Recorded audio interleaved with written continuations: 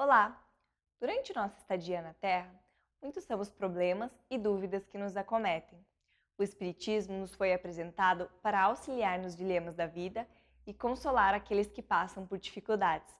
Está começando mais uma edição do programa Vida em Foco e você é o nosso convidado especial.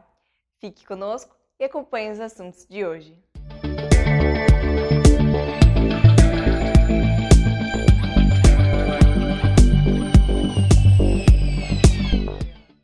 As parábolas surgiram como uma estratégia do Cristo para abordar temas mais profundos com uma população que, em geral, não tinha muita instrução.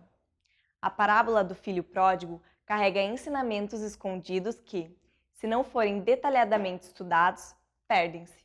A entrevista de hoje analisa essa parábola sob uma perspectiva da psicologia. Não perca!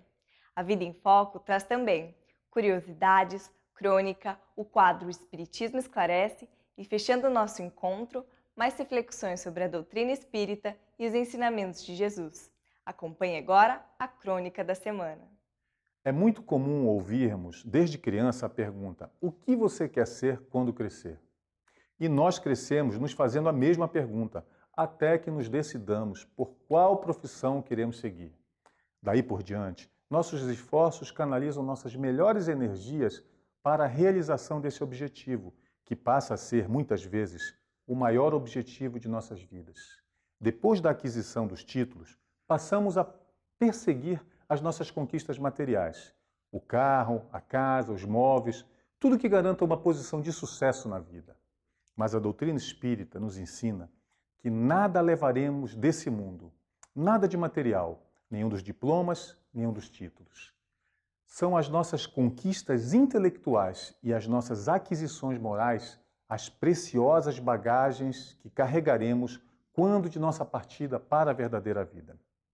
Por isso é tão importante que nós perguntemos: quem eu quero ser? Se levaremos nossas aquisições intelectuais, nossas conquistas morais se juntarão a elas, como duas asas a nos fornecer o equilíbrio necessário para alcançarmos voos mais altos, rumo à perfeição relativa a que estamos todos destinados. O conhecimento de nós mesmos, como nos ensinou Santo Agostinho em O Livro dos Espíritos, é o ponto de partida para iniciarmos a nossa jornada. Ninguém poderá planejar com segurança uma viagem sem que saiba antes onde se encontra. Precisamos reconhecer e estudar cada uma de nossas imperfeições para podermos estabelecer uma rota e saber onde queremos chegar em nós mesmos. É a autoiluminação, verdadeiro sentido de nossas vidas. E o farol a que devemos seguir, a luz que ilumina os nossos caminhos, nos apontando a direção ao Pai, é Jesus. A estrela mais brilhante nos céus de nossas vidas, caminho seguro, céu límpido, águas claras pelas quais poderemos navegar sempre com a certeza do rumo certo. Jesus, conforme nos ensinou Kardec, é o modelo mais perfeito que Deus deu ao homem para que nos servisse de modelo e guia. Sigamos o Mestre, não apenas com as nossas mentes, mas também com os nossos corações, vivenciando o Cristo em cada momento de nossas vidas. É Ele o nosso maior modelo e é para Ele que deveremos olhar quando pensarmos: quem eu quero ser? A entrevista de hoje discute a parábola do filho pródigo. Não perca! Olá, seja bem-vindo ao programa Vida em Foco. Esse é o quadro de entrevistas e ao meu lado, mais uma vez, o Marcelo Collin, meu amigo, é médico atuante, participa com bastante frequência aqui do nosso programa. E hoje a gente vai falar sobre mais uma interpretação da parábola do filho pródigo. Eu diria que, se não for a mais conhecida, é uma das mais conhecidas que Jesus nos ensinou. Vamos lá, Marcelo, está preparado? Veja, aí fica o nosso desafio. Eu acho que a gente vai trazer hoje uma visão que o Espiritismo nos traz, e essa é a contribuição do Espírito Joana de Ângeles, pelo médium Divaldo Franco, no livro Em Busca da Verdade, que acrescenta. Veja que quando a gente está dizendo que acrescenta, a gente está dizendo que ela não substitui, tá? Todas as visões anteriores, porque a parábola do filho pródigo, vamos lembrar só os pontos principais. Um pai tinha 2 filhos, né? A gente sempre foca no tal do filho pródigo, por isso que chama de parábola do filho pródigo. Alguns dizem, não, ó, você devia falar que é a parábola dos 2 filhos, tinha 2 filhos na história. Joana de Ângeles, nesse livro, diz assim, olha, o personagem importante da história é o pai. O pai é o que menos fala, é o que menos é descrito, mas ele é que tem o comportamento mais importante na história. Ele deveria ser o foco, o fulcro. A observação principal nossa diz a parábola do pai misericordioso, ela fala. Mas enfim, qual que é a ideia? Um pai tinha 2 filhos e num determinado momento um filho diz assim, olha, eu quero ir para um país distante. E para isso eu preciso de dinheiro, então você me dá a minha parte da herança e eu vou para um país distante. E o pai faz isso, calcula, reparte e dá o adiantamento da herança para o seu filho que vai para um país distante. Adianta a herança. Adianta a herança, porque a herança é dada quando o pai morre, né? Como o pai não tinha morrido, ele adianta a parte dele na herança. É uma coisa que existia na cultura judaica. Quando havia uma ruptura que era indissociável, não tinha mais como juntar o pai e o filho tinha esse direito de reclamar a sua parte da herança, só que daí ele perdia o nome da família, sabe? Agora você não faz parte da família, toma o que é teu direito é esse e não venha mais. Abre mão de tudo. Abre mão de tudo. Por isso que o filho pródigo, depois quando vai voltar, ele diz, de repente eu posso ser empregado, porque ele não tinha mais direito a ser considerado filho, ele não tinha o sobrenome. Mas enfim, ele diz assim, me adianta, eu vou para um país longínquo porque eu quero viver a vida. E ele vai e dissipa, né, aquele recurso, gasta do jeito que bem entendeu, com meretrizes, com o que ele quis, e de repente ele se descobre sem dinheiro. Quando ele se descobre sem dinheiro, uma fome toma conta daquele país. Olha que coisa curiosa, Joana de Ângeles vai chamar a atenção para esse aspecto, que a fome vem para o país depois que tinha acabado o dinheiro dele, curiosamente. Tá? Já a gente volta nesse símbolo. E naquele momento de fome, ele se vê obrigado a ir tratar dos porcos. E ele estava lá invejando os porcos que podiam comer alfarrobas, e ele não podia comer alfarrobas. E daí um dia ele estava lá, e os porcos comendo as alfarrobas, e ele, como eu queria uma alfarroba, não tenho uma alfarroba para minha vida. E daí ele diz assim, caindo em si, peraí, mas na casa do meu pai, os jornaleiros, os empregados, são muito mais bem tratados do que eu sou tratado.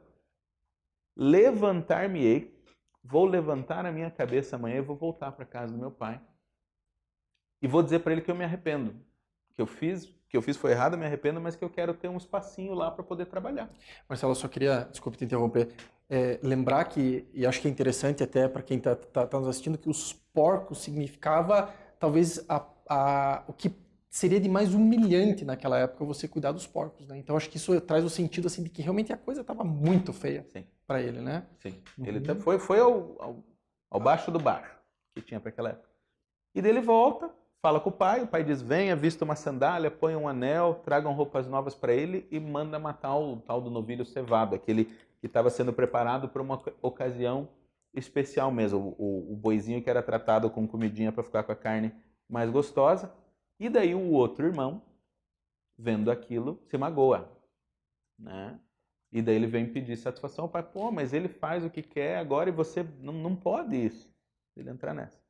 Então as interpretações que a gente comumente vê falam assim, de um pai que perdoa, de um filho que se arrepende, de um filho que parecia bonzinho, mas no fundo não era bonzinho, era um filho magoado, ressentido e tal, e um pai que, de agora, esses dois saem ao mesmo tempo, enfim. Porque a gente sempre olha como 3 personagens distintos essa história. E a contribuição do Espírito de Ângeles diz assim, a parábola do filho pródigo é um manancial psicoterapêutico. Diz que ela escreve isso com essas palavras, dizendo que ela traz para nós princípios profundos para a nossa transformação. E que Jesus, quando usou essa parábola, ele estava dizendo muitas coisas para a cabeça das pessoas, mas ele estava falando lá para o inconsciente. Eu achei muito interessante essa observação, porque a minha mulher, minha esposa, a Érica, ela fez alguns anos de desenvolvimento em teatro, artes cênicas. E um dia ela falou para mim, porque eu fui assistir uma peça, eu falei, essa peça não faz sentido. Ela falou, olha, teatro não é para fazer sentido. Porque ele não é uma linguagem que é para falar para a cabeça. É para falar de um outro jeito, é para mexer com o teu inconsciente.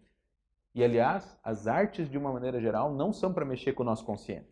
Né? Uma música que te deixa feliz não é aquela que tem um refrão, fique feliz, fique feliz. Ninguém fica feliz de ouvir uma música que só tem essa bata, fique feliz. Mas algumas músicas nos alegram. Sim. Outras nos deprimem.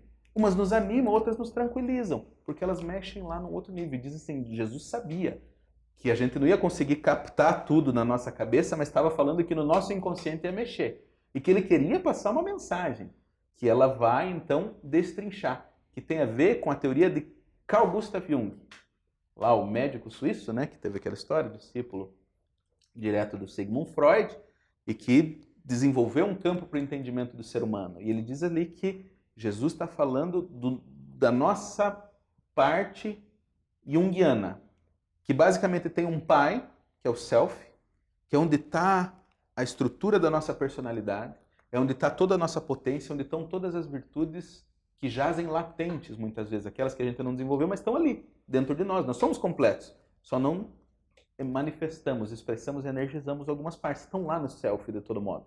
E o ego tem duas polaridades. Nós somos seres bipolares, ela diz. Não bipolar no sentido do DSM, mas que nós temos um ânima e um ânimos. Uma energia ativa e uma reativa, uma positiva e uma negativa, uma quente, uma fria, uma masculina, uma feminina, dentro de nós. E que ali ele está falando de pai e dois filhos, falando dos dois filhos do ego e o pai do self.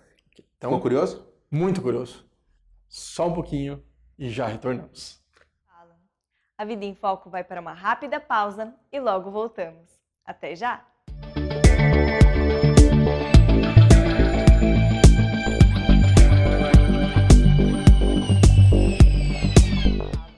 Voltamos com a entrevista de hoje com o convidado Marcelo Collin, que trata sobre a parábola do filho pródigo. Acompanhe! Retornamos com o nosso quadro de entrevistas. Ao meu lado, Marcelo Collin, falando sobre a parábola do filho pródigo, uma interpretação de Joana de Ângeles. Antes do intervalo, eu guardei. Você falou que a parábola seria um manancial de princípios psicoterapêuticos. É. O pai seria, então, o ego, não, certo? O self. E os filhos? Seriam as duas polaridades. O ânimos e o ânima, que era a proposta do Jung. Eu não aprofundei em Jung, não sou especialista no assunto, mas eu sei o suficiente para entender o que Joana de Ângeles estava trazendo ali para nós. Então veja, ela vai trabalhar aí, sei lá, 70% talvez desse livro, Em Busca da Verdade, que é fascinante mesmo, nós recomendamos. Anota aí. Em Busca da Verdade, de Joana de Ângeles, psicografia de Divaldo Pereira Franco. Vai trabalhar isso. Então ela vai falar desses movimentos. Então é um só. Pai e os dois filhos somos nós. Tá? Nós temos dentro de nós o pai e os dois filhos. Se a gente recorta qualquer um deles, daí não assim, dá para tirar ensinamentos, mas a gente perde a essência dessa parábola. Então, tá lá o pai com toda a nossa potência, assim, a nossa potência crística, divina, é o dedinho de Deus que a gente carrega dentro de nós desde a criação. Fomos criados simples e ignorantes, mas perfeitos. Já trazemos dentro de nós toda essa possibilidade. E nenhum de nós vai falhar em chegar à perfeição, porque tem a impressão digital de Deus dentro de si. O self está lá dentro de nós. Só que o self tem que administrar essa história do ego, que vai apanhando para aprender. É natural que a gente apanhe para aprender. O que Joana de Ângeles vai falar daí? Que nessa nossa vida de polaridades nós corremos um risco, que é ficar pulando de um polo para o outro, de um polo para o outro se a gente não encontra o equilíbrio. Vou dar um exemplo do polo que eu acho que é mais fácil de entender. Coragem. Tem muitas pessoas que dizem assim, puxa, mas eu não tenho coragem. Né? Eu sou uma pessoa medrosa, eu não tenho vontade, não tenho energia, não tenho ambição, não tenho coragem. Enfim, não consigo ir para fora. Né? E daí ela fica centrada em como é que eu vou desenvolver mais coragem para a minha vida. Como é que eu vou me colocar mais para fora. Só que o problema dela pode estar no outro polo, que é a prudência. Se a coragem não for balanceada com a prudência, ela não funciona. Então, uma pessoa que é só prudente e não tem coragem de empreender nada, não vai para frente. Agora, uma pessoa que é muito corajosa, mas não tem prudência, também vai quebrar e também vai sofrer. E talvez ele, nessa de não ter prudência, já usou da coragem muitas vezes e caiu do cavalo tantas vezes que ele fala, não posso soltar esse meu princípio. E eu preciso primeiro desenvolver a prudência para daí encontrar o equilíbrio, o balanço. Então você vê que são virtudes que não podem se desenvolver distintas, separadas. Uma é ativa, coragem, de ir para fora. A outra é passiva, assim, ó, vamos ver um limite aqui, vamos com calma, vamos observando, vamos tateando para fazer com que as coisas aconteçam. Quando eu consigo um equilíbrio nas duas, eu vou para frente. O que acontece frequentemente? A gente se lança na coragem, quebra a cara, daí tá vendo, não pode fazer essas coisas, daí para de fazer tudo. E daí vai vendo que não dá para viver desse jeito sem se arriscar, daí se arrisca demais. E a gente fica pulando de um polo a outro sem nunca achar o fulcro do equilíbrio para a nossa jogada. Então veja que movimento interessante que a gente pode entender da parábola do filho pródigo olhando com esse olhar. Nós somos o self, o pai, e essa é a realidade divina mesmo que nós temos. Os outros a gente está moldando. E você foi corajoso e se foi por uma aventura e caiu do cavalo. Só que a gente consegue reintegrar isso, consegue absorver. Então o que acontece? O self disse, olha, às vezes a gente erra, e é assim mesmo, a vida, a gente cai e às vezes aprende com as quedas. Só que o que aconteceu do outro lado? Vem a culpa daí. Mas eu não podia ter feito isso.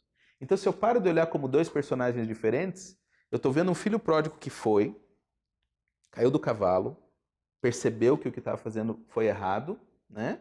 E tenta fazer essa reconexão com o self, voltar para a casa do pai, se reconectar com o self. Mas daí ele mesmo diz, não, mas eu não mereço receber o novilho cevado. Porque eu sou o cara que cometi aquele erro. E daí vem a culpa, a autopunição representada no outro filho. Diz assim, ele não tem direito de receber o novilho cevado. Porque ele se aventurou, ele errou e ele não pode receber perdão da sua parte. Então nós estamos falando das duas polaridades aí e que impedindo o crescimento da pessoa, dizendo, não, aquilo lá não pode ser perdoado. E daí ele não vai conseguir sair de novo. E quando ele precisar ir para um país longínquo daí de uma maneira mais equilibrada, para coisas novas, para de fato aprender, ele não vai, porque o outro não deixou que ele fosse. Então quando eu olho para os meus sentimentos, pulando para lá e para cá, para as minhas polaridades, tentando buscar um equilíbrio, eu tenho uma outra visão disso. Então eu preciso administrar essas duas coisas. Eu, self, preciso administrar essas minhas duas polaridades, da minha impulsividade e da minha necessidade de prudência para conseguir chegar lá. Da minha agressividade e da minha amorosidade, do meu carinho, da minha afetividade para que as coisas aconteçam. Da minha indignação e desejo de mudar as coisas com a minha capacidade de contemporizar, de equilibrar, de aprender também com as experiências que não foram tão boas. Então ele estava falando lá para o nosso inconsciente que a gente precisa sempre apaziguar os dois lados para que a gente consiga funcionar. Então nós, self, a nossa realidade mais profunda, precisa apaziguar as duas polaridades do ego para que a gente cresça. Essa é a mensagem profunda. Por isso que ela diz que o importante é o self. É o pai que vai lá e diz para o filho pródigo, não, você ainda é meu, e diz para o outro, você sempre foi meu, e não tem por que você ficar preocupado com isso, e tenta trazer os dois para um momento de equilíbrio, que os dois se integrem novamente no self de uma maneira equilibrada para que possam prosseguir, porque ele precisa ainda de novas aventuras e precisa ainda de dar conta de continuar as coisas na vinha, as coisas que ele vinha fazendo. Impressionante, né? Impressionante. Eu não chegava lá, mas Joana de Ângeles traz para nós, vai lá no livro, que bom, né? porque ela vai trabalhar todos esses movimentos. Por que a gente vai para um país distante? Por que a gente se magoa? Como é que o self equilibra? Como é que a gente sai? Enfim, são lá 200 páginas de diversão. Justamente, nós temos uns segundinhos ainda. Só repete para quem está em casa, Marcelo, a bibliografia, só para deixar bem claro. Em Busca da Verdade, é um livro relativamente novo, 2008, da Joana de Ângeles, que é espírito, né, pelo médium Divaldo Pereira Franco, encontrado em qualquer livraria espírita. Marcelo, muito obrigado mais uma vez. Muito obrigado por sua presença e até a próxima. Você tem uma dúvida e quer que a gente responda? Envie sua pergunta por e-mail no endereço contato@vidaemfoco.com.br. Acompanhe agora o quadro Espiritismo Esclarece, pois esta poderá ser a resposta que você procura. João de Sales pergunta: o que torna alguém médium? É uma bênção, um castigo, um sinal de evolução? João, a mediunidade não é castigo nem sinal de evolução. Os médiuns não são necessariamente espíritos mais endividados ou evoluídos do que os outros. A mediunidade é um talento que pode ser bem ou mal utilizado. O mesmo ocorre com a habilidade de escrever, de falar, cantar, administrar, atuar. Muitos artistas produzem manifestações vulgares, grosseiras, que suscitam o que há de pior no ser humano. Já outros criam músicas, filmes, livros que confortam e inspiram o desejo de ser melhor. Todas as faculdades são da alma e podem ou não se manifestar no corpo físico. Por exemplo, a visão, que pertence ao espírito, mas pode não repercutir no corpo, fazendo com que ele seja cego durante a existência terrena. A mediunidade retrata a repercussão no corpo de uma faculdade do espírito. Os espíritos possuem um envoltório fluídico de natureza semimaterial chamado perispírito, por meio do qual atuam na matéria. Esse envoltório guarda a aparência humana e é mediante ele que o espírito se vincula ao corpo enquanto encarnado. Nos médiuns, o perispírito tem uma capacidade de expansão maior, permitindo que o encarnado perceba mais facilmente as ocorrências do plano espiritual. É como se o espírito do médium fosse um pouco mais livre, pudesse se irradiar mais. Trata-se de um sexto sentido espiritual, mediante o qual se torna possível ver ou ouvir desencarnados, interagir com eles. É algo orgânico, no sentido de que retrata uma condição da encarnação, algo programado antes do nascimento. Se a criatura não nasce médium, não tem como se tornar mais tarde. A moralidade do médium se revela no uso que ele faz de seu talento. O desinteresse, a disposição em consolar e esclarecer os semelhantes, tornando palpável a vida após a morte, são sinais de um sensitivo maduro e consciente do papel que lhe cabe. Estamos chegando ao fim de mais uma edição. Obrigada pela sua companhia. Caso você tenha perdido alguma parte do programa ou queira rever uma entrevista, acesse www.avidaemfoco.com.br. No canal do A Vida em Foco no YouTube, você encontra todas as edições produzidas até hoje. Nós ficamos por aqui. Desejamos uma semana com muita luz e alegria a todos. Aguardamos você na próxima edição do A Vida em Foco. Até lá!